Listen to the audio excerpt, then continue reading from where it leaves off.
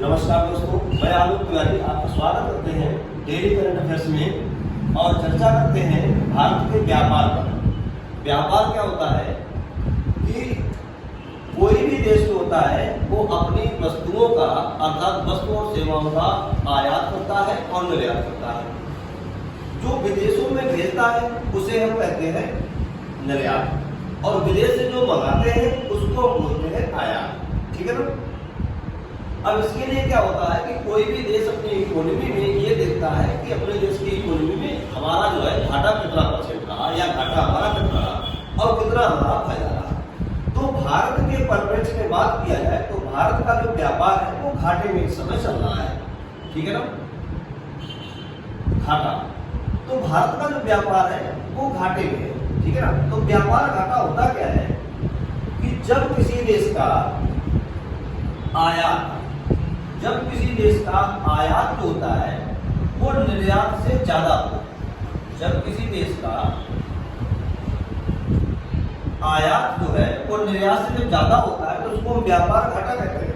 और यही अगर अपोजिट हो जाए कि निर्यात ज्यादा हो और आयात कम हो, यदि आयात कम है और निर्यात ज्यादा है, आयात का मतलब इसको बोलते हैं इंपोर्ट और ये है आपका एक्सपोर्ट। ठीक।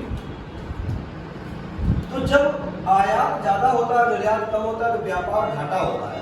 और यहीं पर अगर आयात कम हो और निर्यात ज्यादा हो तो व्यापार जो होता है वो व्यापार सरप्लस हो जाता है, अर्थात व्यापार में फायदे का कहलाता है कि हमारा व्यापार में वो फायदे का है।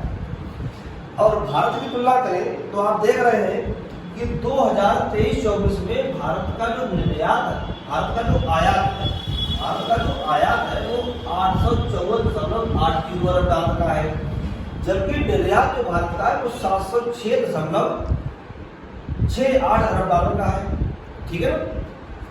तो अगर हम आयात में से निर्यात को घटाते हैं तो 78.12 अरब डॉलर का बनता है। अर्थात भारत का जो व्यापार है वो 78.12 अरब डॉलर का माइनस में चल रहा है। अर्थात भारत का जो व्यापार घाटा है वो 78.12 अरब डॉलर का जो है चल रहा है। ठीक है ना। तो यही होता है आयात और निर्यात। तो जब किसी देश का आयात ज्यादा होता है निर्यात कम होता है तो व्यापार घाटे में होता है, और जब निर्यात ज्यादा होता है आयात कम होता है तो भारत उस देश का व्यापार जो होता है वो फायदे में होता है। ठीक है ना। तो व्यापार घाटा आपके समझ में आ गया होगा। ओके, धन्यवाद।